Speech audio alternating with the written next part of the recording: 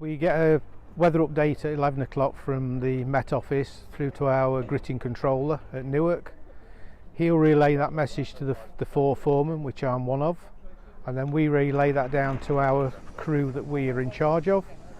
That'll give you the time that we're supposed to be in the yard, the spread rate that we're supposed to be spreading at, and the weather forecast and what they're expecting and what time we're going out due to the weather. We go out with a said lorry full of salt, could be up to 10-12 tons on the back, and away you go. You spread it down, and you want to be putting it down a couple of hours at least before the forecast of it's going to drop cold, to help the traffic crush it down into the tarmac. And then hopefully when it goes freezing, it'll not freeze, it just moistens it up again nicely. It's all down to the weight of the traffic and everything else. It's quite a pleasure to be out there. You know you're doing the best that you can. You're putting the salt out there. You're trying to make the roads safe. You're just in your own little world. You know what you've got to do. You put the radio on, heater's nice and warm, and you're away and enjoying it, and off you go. It's peaceful.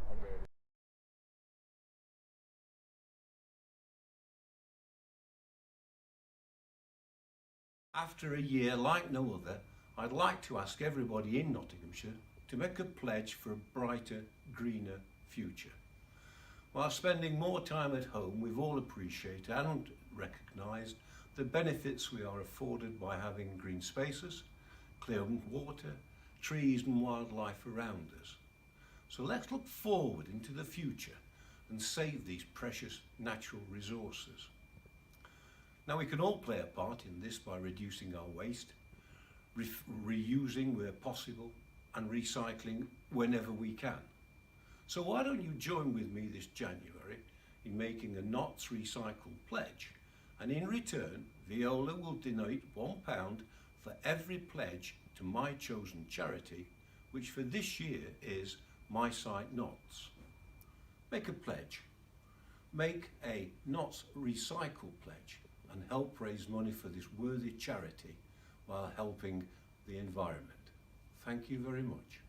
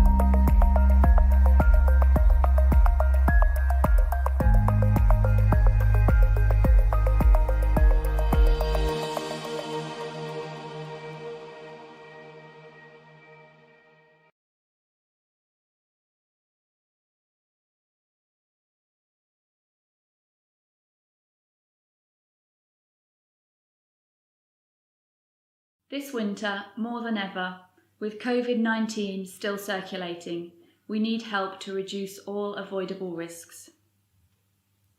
You can help protect the NHS, social care and loved ones by getting the flu vaccine. You may be eligible for the free vaccine at your GP or local pharmacy if you are over 65, pregnant or have a long-term condition. Find out if you are eligible at nhs.uk/staywell. Children up to Year 7 can get the free nasal spray at school or through their GP if they are below school age. If you are not eligible for the free vaccine, you can pay for it at your local pharmacy. The flu vaccination does not give you flu. It reduces the risk of catching flu, as well as spreading it to others. If you had the vaccination in the past, that will not protect you as the flu strain changes every year, so you need to have a new one this year. It is also important to wash your hands often with warm water and soap. Use tissues when you cough or sneeze, and bin used tissues as quickly as possible. Thank you for helping to protect yourself and loved ones this winter.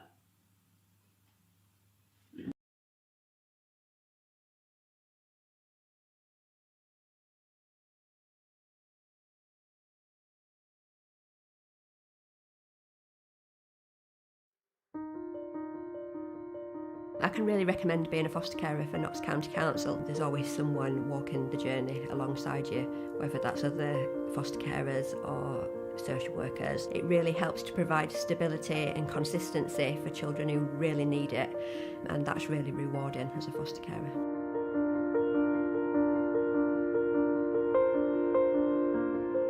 Roger and I have been fostering for 35 years. We do deal with challenges, but to say we've been doing it for 35 years to me proves that it's not impossible.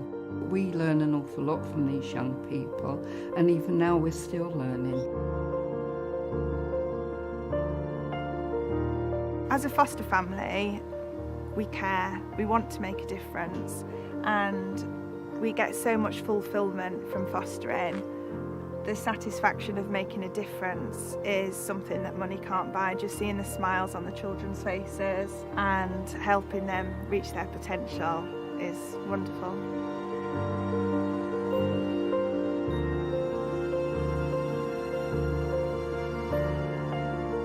We work as family workers within the fostering service for Nottinghamshire County Council. I really enjoy my work. I really enjoy meeting lots of different foster carers. You know, we get to know the families, we get to know the kids, and we care basically. It's important as it is to them that the kids are getting the support that they need.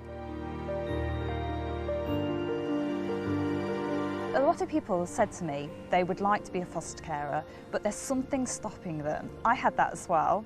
And we decided just to jump in and do it and see what happened. And for us, it's been the best decision we've ever made. It's been a fantastic decision, it really has, yes. Once people start to become a foster carer and take that leap to do it, they'll understand how much it gives back, not just to the child, but how much it empowers you as well. I'm Leon, I'm a care leaver, and I've been in care since I was 8. And I've been with the same parents since, and they're amazing. Like, they are my foster parents, but I do class them as my parents, my mum and dad. All a child wants really from a family is to be supported, loved and cared for, and know they're there because they're wanted. From personal experience, I know the difference it's made for my life.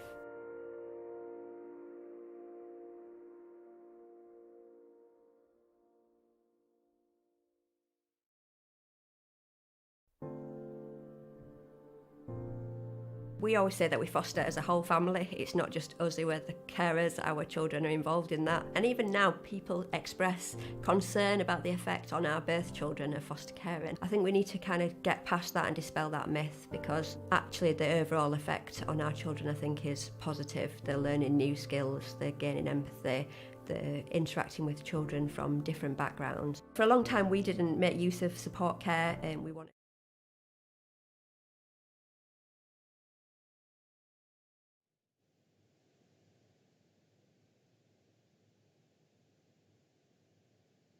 We're live. Right, good. So we'll get started. Everybody knows who I am. I would like to welcome you all to the meeting of the Governance and Ethics Committee, which is being held remotely and broadcast live and will be recorded for publication. For the benefit of the viewers, the live stream, I'm going to now ask the clerk to Sarah Armand to list other members and officers present today. Thank you. Thank you. So as well as the Chairman, Councillor Bruce Lawton, we also have Councillors Nikki Brooks, Steve Carr, Kate Fole, John Handley, Errol Henry, Rachel Madden, Phil Rostance, Andy Sissons, Keith Walker and Martin Wright with us today. And then as well as myself, we also have the following officers present today: Marjorie Toward, Service Directors, Customers, Governance and Employees; Nigel Stevenson, Service Director, Finance, Infrastructure and Improvement; Rob Disney, Group Manager, Assurance; Wade Lowther, Senior Auditor; Joe Kirkby, Team Manager, Complaints; and Aisling McDonnell, Service Director, Community Services, Living Well. Thank you, Chairman. Right, thank you very much. We'll go straight on to agenda item 1. Can I accept the minutes as a true and accurate record? Everybody happy? Yeah. Good. No dissenters. That's great. Second one on the agenda. Sorry, Chairman, Councillor Brooks has raised her hand. Sorry, I missed that. Yes, go for it, Nikki. It's all right. Don't worry about it, Bruce. Thank you. I don't know whether this is the right place to raise it, but I can't think of anywhere else. So if I'm out of order, you'll have to tell me. It was just to do with the agenda, item 9 on the minutes, the Local Government Association Final Model Code of Conduct for Councillors. It's just something that's occurred to me as to whether or not we can amend that or include something in that with regard to voting when you're voting at committee. And that is that you should have, all members should have their camera on when they're voting so that they can be seen, because you would be seen if you're voting in the council chamber. So I just wondered if there was some way we could perhaps include that in the code of conduct or even discuss it if people think it's a good idea. Thank you. Yeah, go for it, Marge. They've actually, online teaching for my daughter, they've insisted now that all pupils have their cameras on so they can see that they're not bunking off. So perhaps, what's your view, Marge? So, Councillor Brooks, that's an issue that's been raised with me by members, and we have agreed that that's what we're going to do. So we're going to write out a protocol before full council meeting, letting members know that that's what we want them to do. Yeah, so that's already been agreed. Thank you very much, Marge. Thank you, Bruce. Okay, well, apologies for absence, Sarah. Are there any? There are no apologies, Chairman. Okay. Agenda item 3, declarations. Do any members present have a disclosable or pecuniary interest to declare? Do any members present have any private interest to declare? Are there any? No, nobody with their hands up. Okay, we'll go then straight on to agenda item 4, which is the Local Government and Social Care Ombudsman decisions, December 2020. Jo. Thank you, Chair. So this is the regular report to this committee about local government ombudsman's decisions in the period since the committee last met on the 6th of January. Just a reminder that the Ombudsman publishes all its decisions on the website, so they are available for anyone to look at on the Local Government Ombudsman's website. At the Appendix A to your report, there is a summary of all the decisions, and Appendix B is each decision in full. So it's been agreed that this committee should see all of those. So in the period, there were 5 decisions received by the council. In 2 cases, the Ombudsman decided not to continue with an investigation. One because the complainant had a recourse via the courts, and the second because the complaint was deemed to be out of time. Complainants normally have a year within which to complain to the Ombudsman. 3 cases proceeded to a full investigation. All 3 of those were relating to adult social care services. In one case, some fault was found. The Ombudsman actually quotes some minor faults, and there were some recommended actions that we were to undertake, a backdating of a payment of £100 to the complainant, and an apology, and I can confirm that all those things have been done. In the other two decisions, there was no fault found, and in fact in both of those two it's pleasing to note that the Ombudsman was quite complimentary, both about the work of adult social care colleagues in terms of the thoroughness of their assessments and also in terms of the complaints handling. That's all I wanted to say at the moment, but I'm happy to take any questions if I can deal with them about the complaints issues. And as Sarah said, Ainsley McDonnell is here to speak if it's about an adult social care matter. Okay, any comments, please? Anybody got anything to say? Yes, Errol. Yeah, thanks very much, Chair. My point is, I know the Ombudsman hasn't found a lot of faults with some of the complaints around the social care things, but what I'm saying, there is anecdotal evidence that a number of service users are being reassessed, or their case has been reviewed, even though their needs seems to either remain the same, or in some cases their needs have increased. So this gives the impression that we might be only looking at it through the means of thinking about money and not about the people that are in need. So what I'm saying is that are we doing anything to ensure that if we have a trend or any patterns that are developing, that this is addressed? Joe, would you like to respond to that? Well, I can respond in terms of trends in complaints, Chair. I think Ainsley would have to respond to the issues around money and reassessment, because I think that's a social care matter. Yeah. So their complaints are reported regularly to all the different leadership teams, including the adult social care leadership teams. It's always been, I have to say, it's always been an issue sometimes when people are reassessed. There isn't at the moment an increase in complaints in relation to this, although I'm not saying for a moment that there won't be as time goes on. But certainly all complaints are reported to Adult Social Care Committee. I don't know whether Ainsley's got anything she wants to say about because your main point, I think, Councillor Henry, was about the money, wasn't it? In terms of but can I clarify? What I was saying is not about the complaints as such. There might not be any complaints at all, but just looking at the cases where service users are being assessed and reassessed, when in fact their needs doesn't seem to change, or their needs, care needs, are worse than when they were first when they were assessed. So what we're saying is that are we looking at that as well as not just waiting for complaints to come in, but just looking at it as checking? Yeah, that's what I'm saying. Yeah, give that's a matter for Ainsley to talk about, I think. Yeah. Ainsley, you there? Okay. So, Councillor Henry, just in relation to your point, I mean, we do review everybody's care package on an annual basis because that's part of our statutory duty to do that.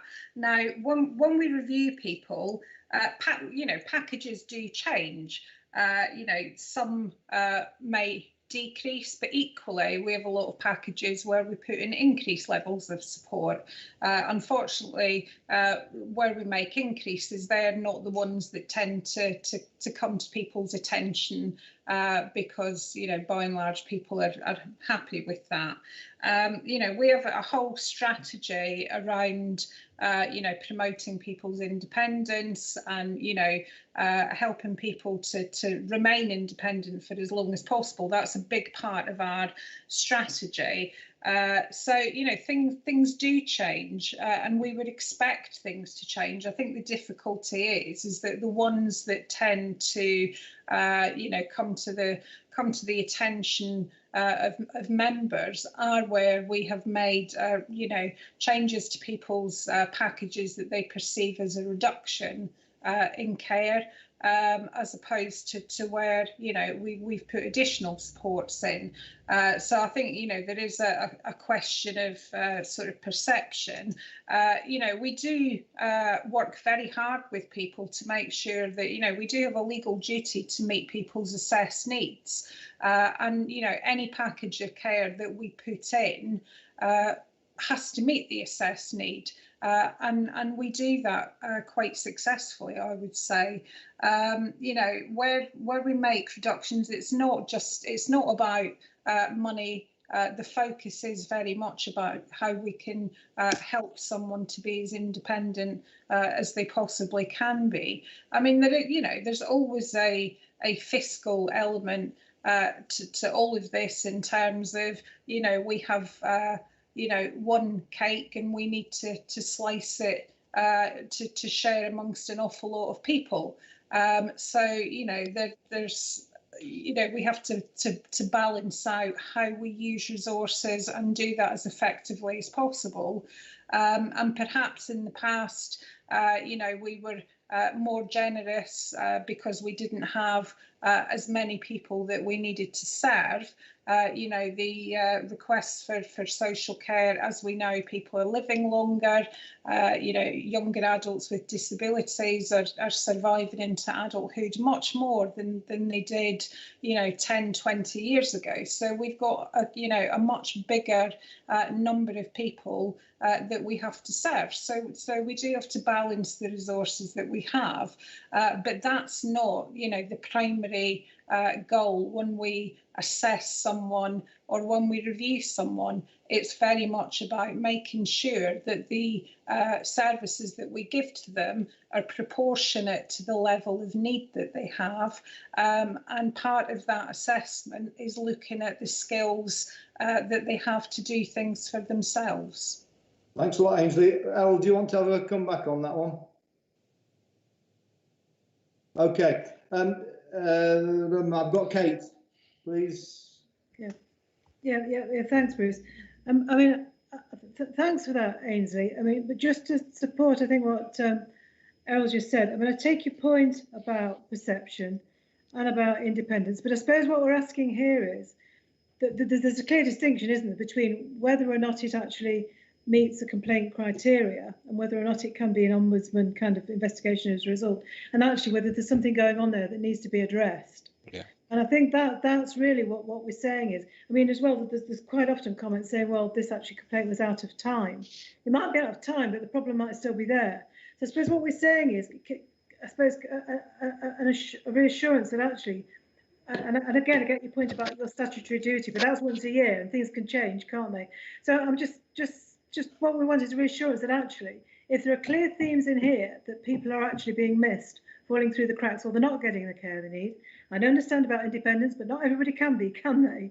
I just think that we want an assurance that actually these are being looked at, and actually if there's any trends that they're actually properly being addressed, both on an individual and on a kind of a group basis. Thanks.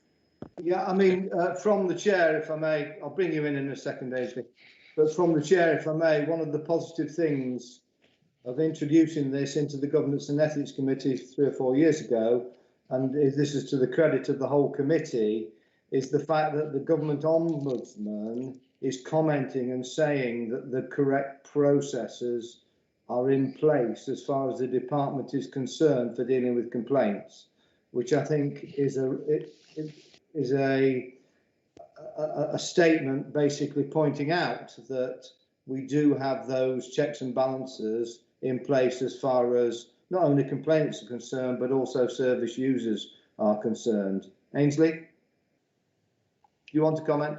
Yeah, so alongside the complaints information that, you know, as Joe said, we do receive that at our senior leadership team on a regular basis. We also do look at a raft of other information. So every month we look at, you know, all of the increases, decreases as part of our financial reporting, our performance is looked at on a monthly basis, and quite a number of our performance indicators relate to whether people feel that they're well supported. So we do look at this frequently. We also pick things up that come in through member and MP inquiries, so where constituents have raised issues or questions, and we do look at it as a whole, so that we can identify any particular trends or issues that might be growing within the department in relation to our practice. In terms of, the question that Councillor Henry first posed, we're not seeing trends that relate to decreases in packages as a result of, sort of cost cutting. I mean, there will always be a view that, whenever we reduce something, it's a cost cutting exercise. But as I said, that is not our primary focus. Our primary focus is very much on, building people's independence. And I take your point, Councillor Fowle, that, not everybody may be independent, but there's different levels of that. And it may be, a very small thing that someone can do for themselves, but that's incredibly important in terms of actually maintaining that independence over the longer term, because once you've taken that away, it's very difficult to regain that. Thank you very much, Amy. Andy, you put your hand up and then removed it. Do you want to speak? Yes, please. Yeah.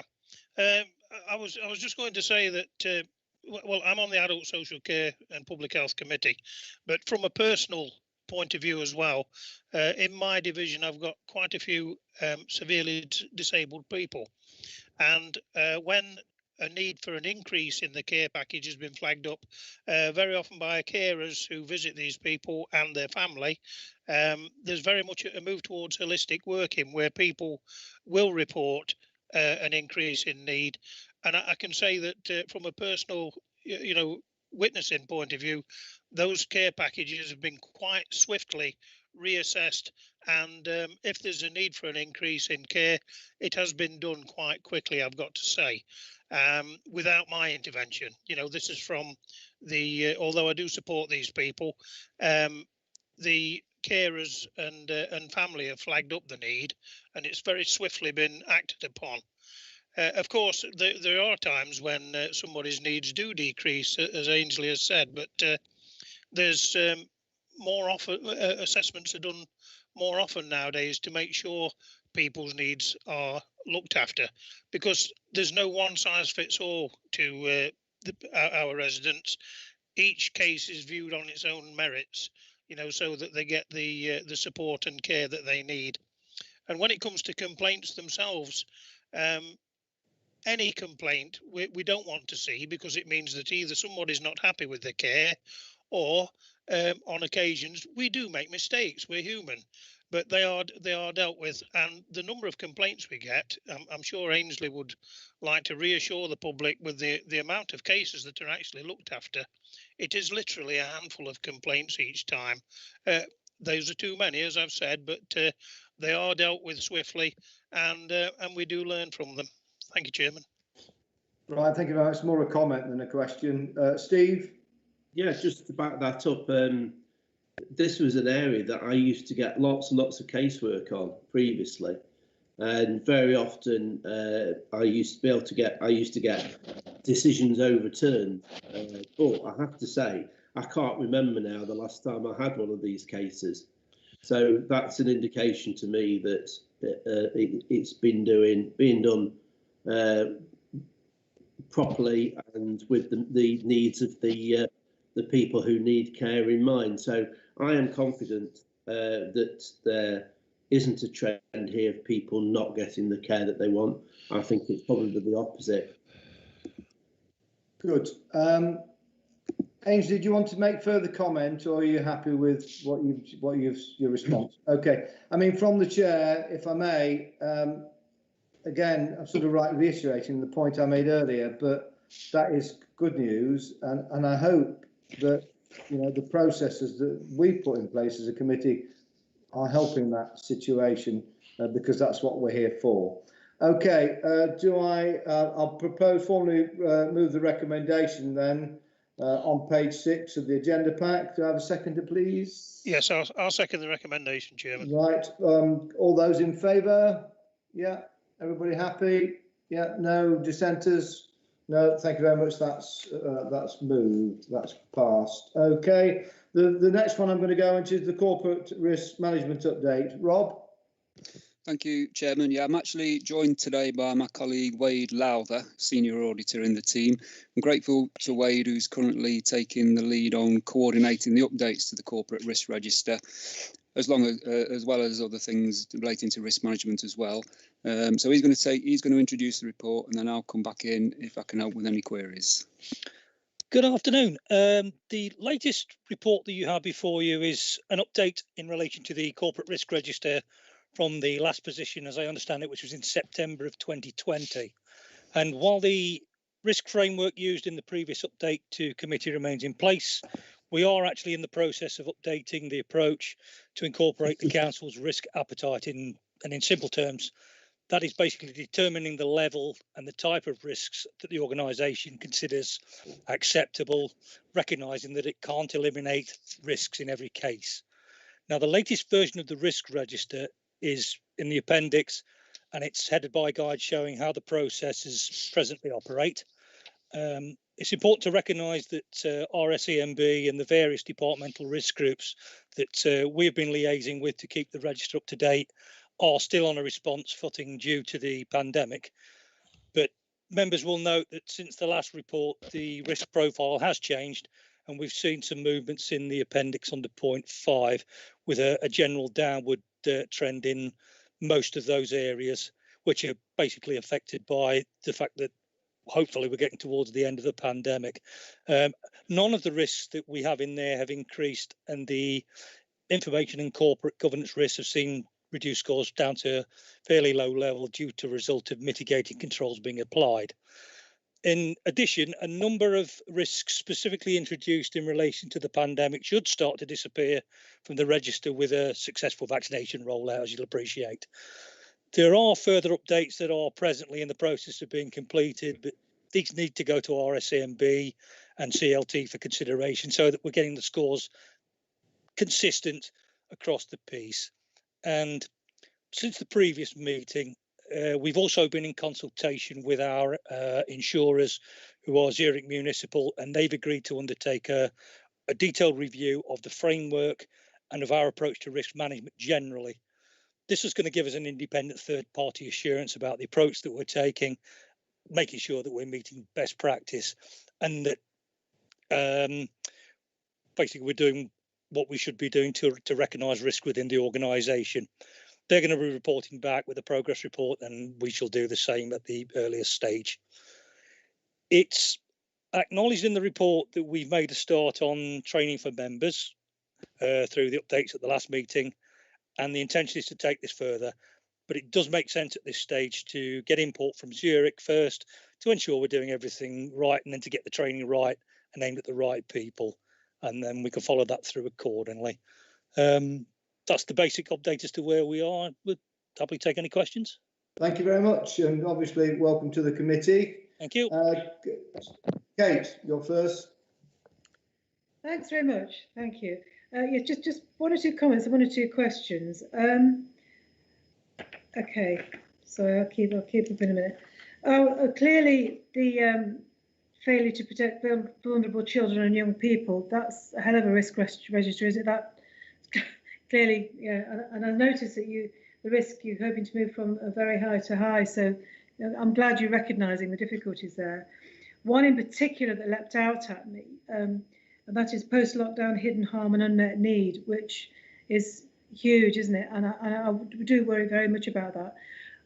I've got one or two more comments, specific ones, but one general question I was going to ask, and that one actually flagged it up as much as anything to me, is it's kind of like, so what? We've got this risk register, we can see what the mitigations are.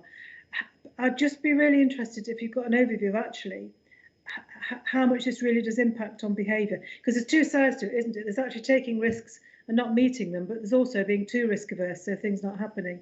So I'd be really interested to know about that. Just one or two other general comments, so I can have me say and then I can shut up. Okay. Yes, there's something I found really interesting on the back, and I'm really, forgive me, I'm really not being mischievous here, but there is a failure to maintain effective governance on the back. And one leapt out at me, and one was disconnect or conflict between the priorities and objectives of councillors and senior officers.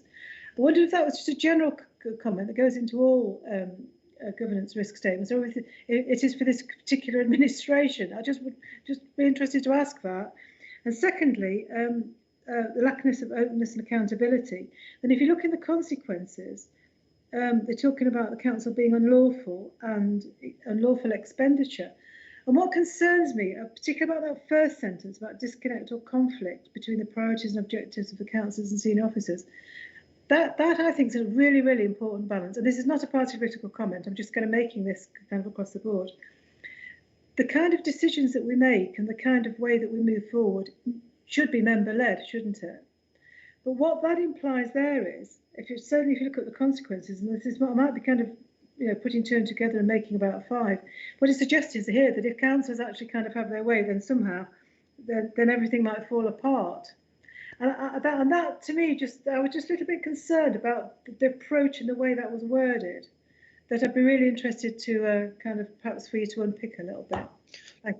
Can I address your first point with regard to mentioning the risk appetite? Because as your suggestion was that we could possibly find ourselves being too risk averse, and effectively that is part of the whole process, in that you determine your risk appetite, which is the next stage of what we're proposing to go into and are going into with other parts of the organisation, because we have to accept that we cannot control every single element of risk across the organisation. There has to be an inevitable understanding that there are practical constraints, legal constraints and financial constraints that are going to stop us putting belt and braces and then putting more braces on top of more belt and braces again. Yeah. So that will be the next sort of rung in the ladder that we're looking to do, and we're doing that with departments at the moment with their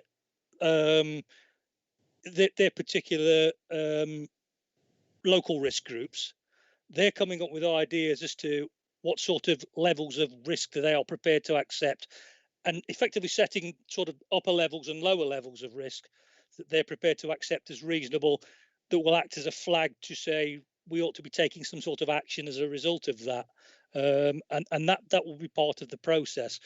The ZM involvement in the risk assessment process will also address that, hopefully. I'm meeting with them tomorrow, and they should give us an indication of the sort of things that they would expect that would be due and proper practice. So that hopefully answers your first question. Rob, do you want to pick up on the other points? Yeah, I can comment on the particular point about the wording on that governance risk that was put in. The reason why that was put in was because I think that came into play at the start of the pandemic, when the committee schedule had to be postponed, really, in effect. And I think in thinking about what the implications of that were, I think that wording around the potential disconnect between councillors and senior officers, that was just a potential impact of that may come to pass. So in terms of describing and framing that risk, that was felt to be a possibility. It wasn't to say that it would definitely happen, but it was just a possible consequence, really, of that suspension of the usual arrangements that the council had, which, that's one of the key ways in which members and officers interact with each other through the established committee schedule. And if that's suddenly taken away, then, we were thinking through, well, what might be the impact of that? But, like we say in the report, we're really pleased to say that we've worked our way through that now. That whole committee schedule is meeting regularly, it's settled down, and we're all accustomed to the new ways of working. So that is the reason why that it can sort of be downgraded significantly from previously. Okay, can I make a point here from the chair? It's up to me to invite you to speak. Don't just enter into a conversation, because otherwise it just becomes a general conversation as opposed to a structured meeting. Thank you very much. I'll ask for people's indulgence on that. Errol, your hand was up first, please. Do you not want to speak, or are you taking it down? We can't hear you. Is everybody else? Is it my machine?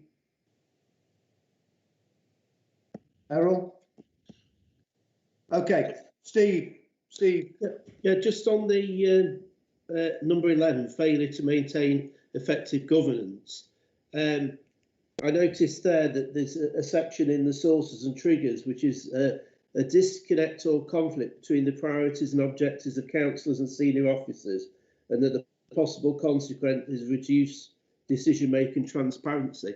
In my unique position as a group plus councillor, and this is the only committee that I serve on, during the whole of this 4 years, I have not seen one piece of evidence items that go to any committee that is withheld from the public and press. Because not only are they withheld from the public and press, it's also withheld from councillors who aren't on that committee.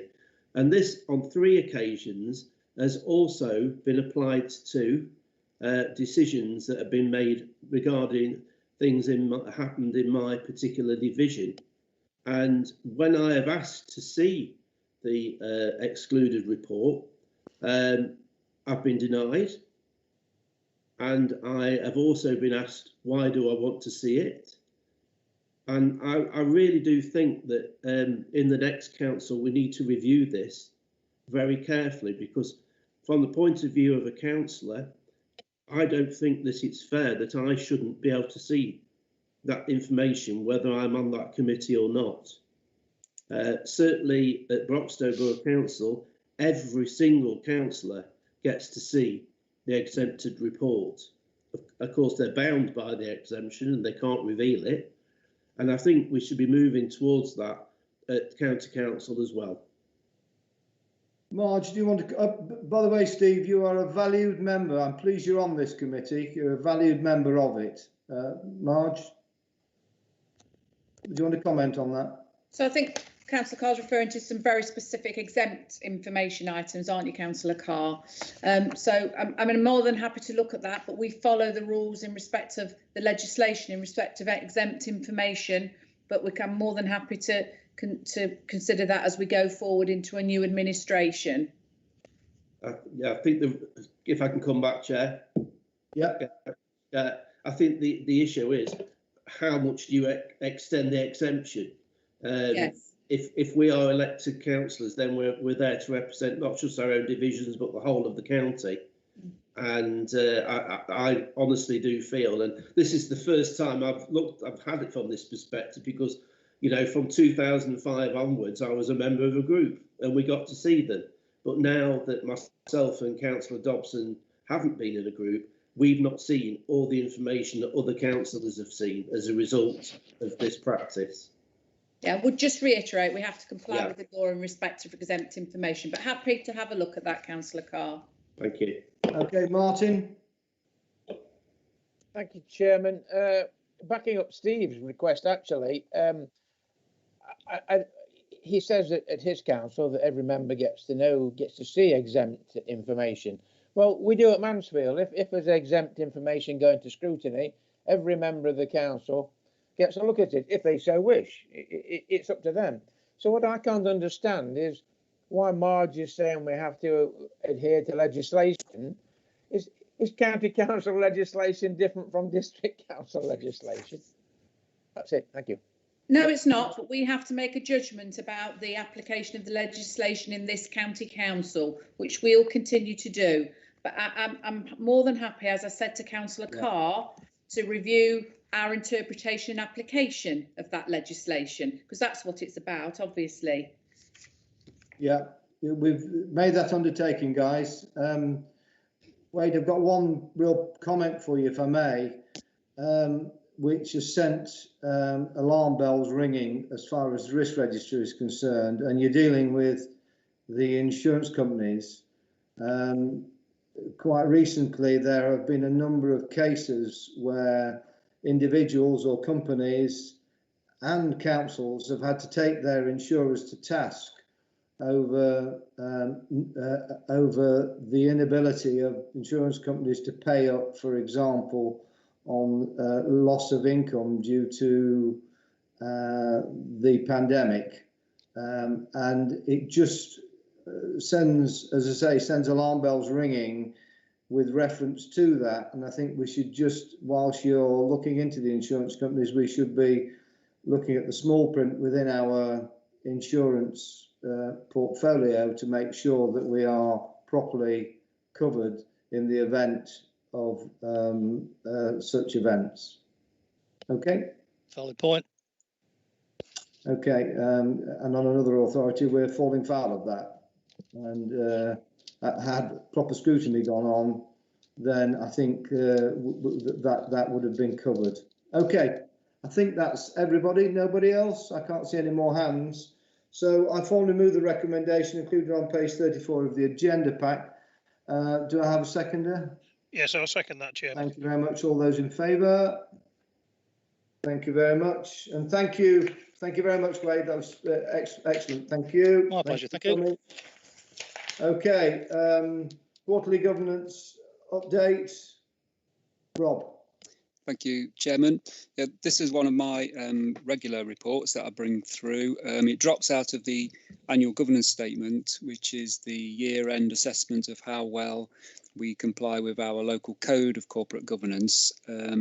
It's aimed at keeping that annual governance statement refreshed and active in the year. And we try to do that in a couple of ways through this report. Firstly, the list of significant governance issues for the council to keep that up to date. And we're providing the report a link through to the local code itself to help with the assessment of that. This report goes through the corporate leadership team, so it went through CLT just the other week, and the outcome of that in terms of keeping that list up to date is set out in paragraph 5, and you'll see that there are 3 items that were previously on the list that are proposed to be taken off at this time. The first one was local government review, and the thinking being that's paused really pending the publication of the white paper. ICSA was the second one, and the rationale for that really was that our processes for driving through the action plan that we have in place are now well established, and that is continuing through the Children's and Young People's Committee. And then the third one is the restoration of the committee schedule, and I think we just mentioned on the previous item that we've now fully adjusted to the pandemic ways of working, and all of the committees are now meeting as scheduled. The second way in which we try to keep the annual governance statement refreshed through this process is to pay attention to the action plan, which again drops out from that annual statement. That's in their appendix 1 to the report, showing the latest progress with implementation. And I think you can see in there that there's the continued response really to the pandemic is slowing progress on a number of actions, but I think we are active in all of those proposed actions. 1 or 2, in fact, I think have been ticked off this quarter, but I think the capacity to proceed at the rate that was planned in putting that action plan together is quite challenging. From my perspective, I would suggest that's not a major cause for concern at the moment, because I think we do see assurance coming through that the council's response to COVID is very positive. And it just seems to be it's not possible to achieve that without taking a hit somewhere. Committee will see other reports though coming through to it over the next few meetings that are linked with actions in this governance update. So the next update of progress against the agreed actions from internal audits reports is due in March, and I'm sure the committee will want to see how those planned actions are being progressed, and whether there's any reprioritisation has been applied to those, and whether that continues to be warranted due to the pandemic. So thank you, Chairman. Those are the points that I wanted to make by way of introduction, and happily take any questions. Thank you. Comments? Anybody? Kate. Thanks very much, and thanks for that, Rob. And this is really good reading. Thank you. Thank you. It's really interesting. So just 1 or 2 questions. Under the this is on the report itself. This is the white pages. So it's on page 49 of 64. The peer challenge, which is about 2/3 of the way down that box. You've got in there about the LGA peer challenge, which I thought was really interesting and actually very constructive process. And because Bruce kindly involved me in that, and I found it very interesting actually. But the last sentence is progress is being monitored by the appropriate committee for each action. Since it was quite an important kind of overview, kind of a senior leadership team, senior work of corporate leadership team, I would have thought a really good overview of that should really go to policy committee. I've just raised that because if it goes piecemeal, you won't be able to see kind of how the whole thing kind of fits together. It's really good news about the Ofsted and children's services, so that's a really brilliant piece of work, isn't it? That's really great. On the yellow pages, in terms of the action plan, really glad to see quality impact assessments in there. I think that's overdue. I think that quite too often quality impact assessments are an afterthought, and I think that's great. And I hope they're done now and they're done properly, and from the start, before a service or a change is starting to be redesigned, rather than at the end to tick the boxes. The other thing, I'm not saying that happens every time, I hasten to add. What was the other thing I was going to ask? Bear with me. Oh yes, the other thing I was going to ask about is around the first page of the yellow pages. So this is the LGA peer review, and the recommendation is to develop an inclusive vision for NOTS, showing leadership of place. And the only item listed in there is actually local government reorganisation, and then a nod towards the Nottinghamshire Economic Prosperity Committee. And I would have thought there was much more about the leadership of place than those two. I was just quite surprised that was all that was in there, or whether that was just picked out for a specific reason. Okay, but thanks anyway. It's a good report. Thank you, Robin. Very interesting and actually very insightful. It's given me a real insight. Thank you. Yeah, and just a follow-on, Kate, really from peer review. Remember, it was this committee that recommended that the council actually went down that route, and very valuable it was as well. And we need to ensure that when the time is right, and there is a cycle, and we were years over that cycle, and we need to make sure we invite them back at the necessary time. Rob? Thank you, Chairman. Yeah, on those points then, Councillor Fole, in terms of the response to the peer challenge, I think it's ended up the way that it has because it was such a wide and all-embracing review that, you know, we I think we picked off the particular elements and directed it through to the relevant service committee. But you know, I would be happy to take that back into CLT as a suggestion if there, you know, that it would make more sense to bring together a report. Take your comments on the quality impact assessments, and think, yeah, I noticed that there's a clear plan of action to take those forward now. And your third one, I think, was about the local government review, and I think, you know, that does tie back into the responses to the peer challenge in some way, I think, doesn't it? So that might be the way to try and shape those together. Steve?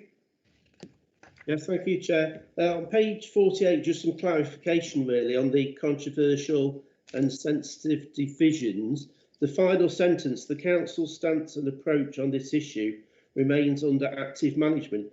Is that the stance and approach being actively managed actually the challenge of demonstrations at council meetings, or it refers there to the pension schemes policy? Is it actually the challenge that we could have a major demonstration, or the challenge that the pension committee have got a policy that some people don't agree with? Rob? The second one. Oh, sorry. You've got another one, Steve. Go on. Yeah, page 49. On the post-EU transition implications for the council. Just, I'm aware that many boroughs and districts in the county and all over the country are being landed with forms that are having to be completed for businesses who are exporting to the EU. Broxtowe Council alone have had to complete 19 of these forms for local businesses in the month of January. They're very, very lengthy and time consuming, and I just wonder whether any of our departments are seeing any increase in workloads as a result of the new procedures that came in on the 31st of December. Rob? Thank you, Chairman. Yeah, on the first point about the managing the controversial meetings, it is, I think, the challenge of the potential for demonstrations around that. So that's the focus of that. So I'll look at the wording of that and clarify that. And then on the post-EU transitions, I'm not aware of anything that's come through on that. It's an item that was raised regularly at the Risk, Safety and Emergency Management Board. It's a standing item on there at the moment because we're in the period where we want to see what the impact is. So that's raised every week at the moment, and nobody is raising any concerns in terms of any significant impact. Okay. Any other? Oh yeah, no, I've got that's you, Steve. Your hand's still up. Yeah, okay, any other comments? No, I mean, I used to run a business, there you go, that used to import from Denmark. Used to import partridge eggs, believe it or not, from Denmark many years ago, and had to fill all the import documents in, and you've never seen such a complicated system in all your born days. And the last thing we want to see is that being reintroduced as far as importing and exporting materials from this country. Okay, there's no other comments? No? Okay, so oh.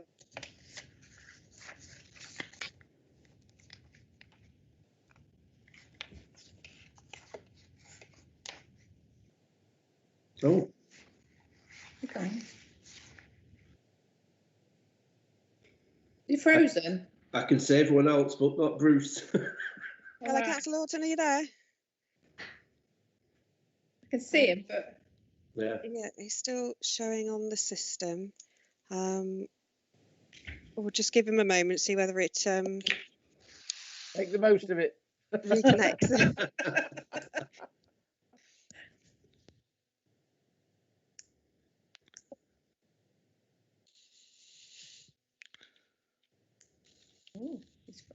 I think he's frozen, Sarah. He has. He's still showing us in the meeting. The facilitator is just going to give him a call and see what's going on.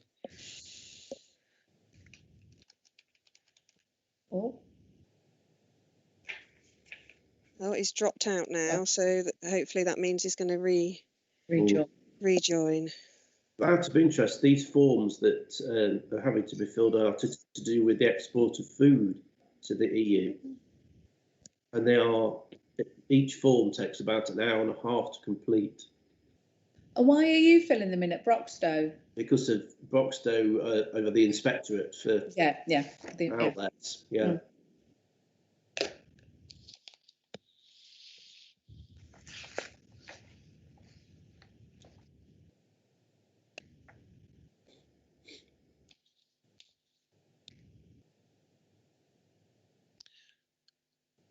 Is there any sign of Bruce rejoining the meeting, Marjorie? Don't know. Sarah's just checking with ICT colleagues. Any news, Sarah? Nothing yet.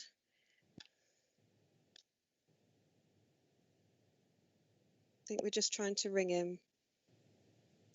Do you want to do a short adjournment until we can get him back online? I'll ask them to pause the live stream. Okay.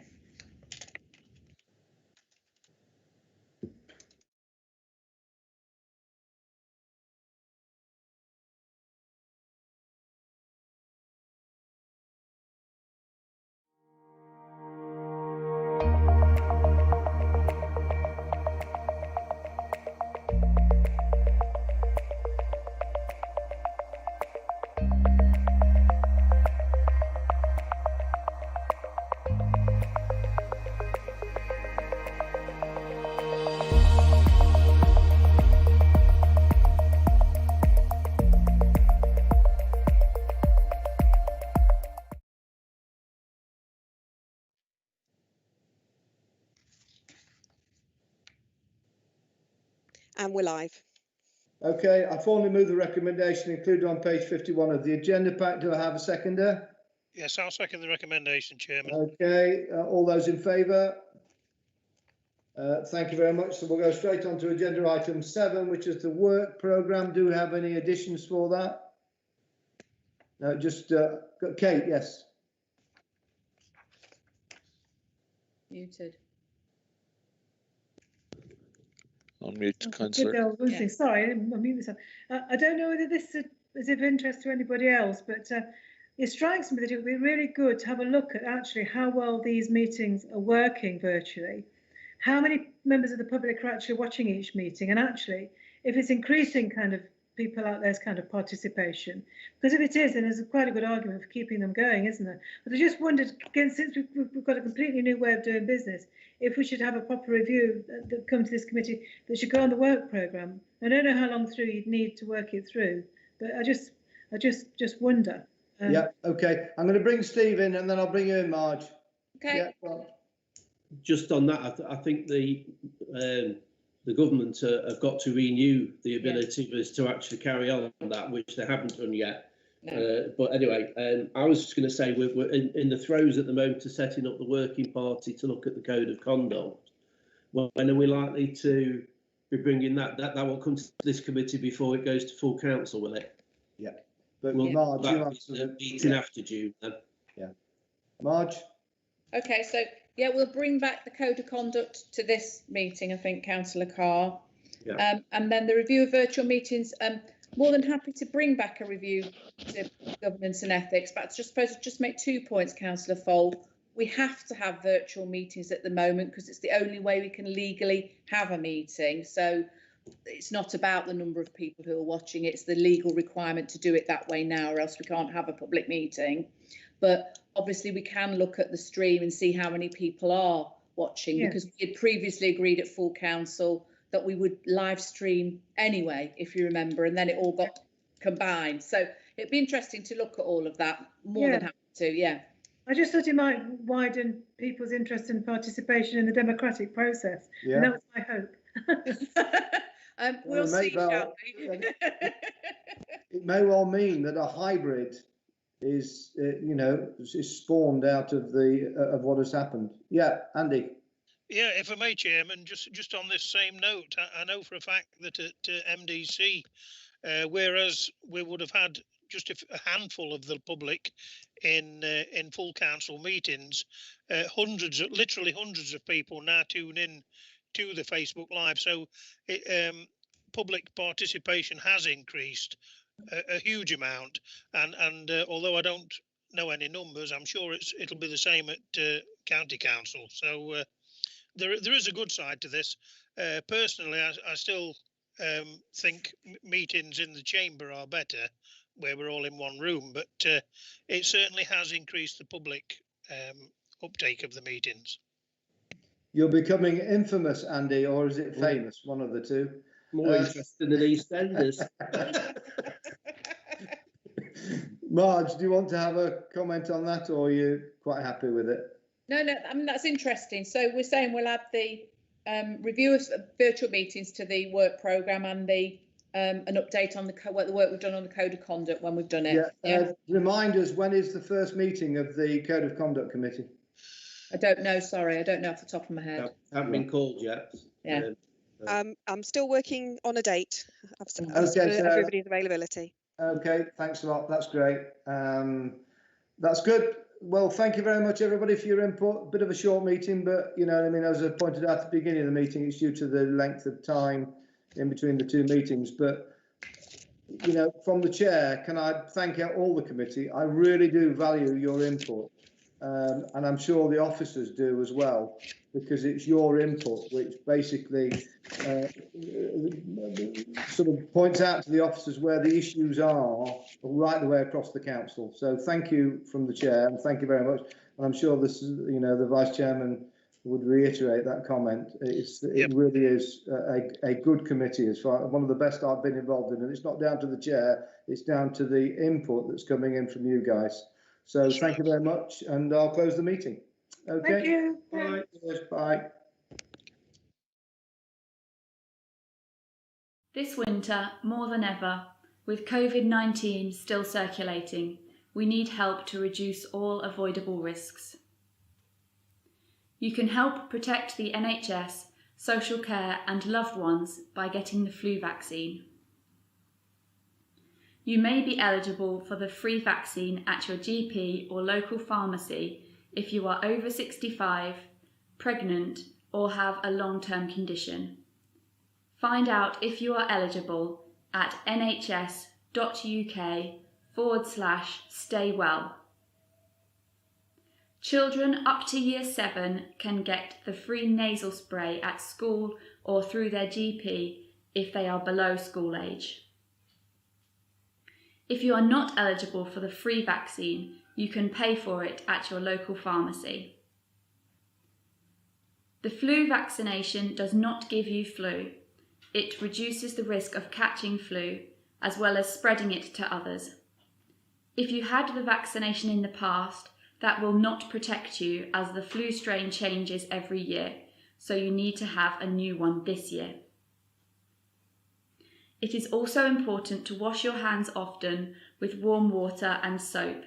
Use tissues when you cough or sneeze, and bin used tissues as quickly as possible. Thank you for helping to protect yourself and loved ones this winter.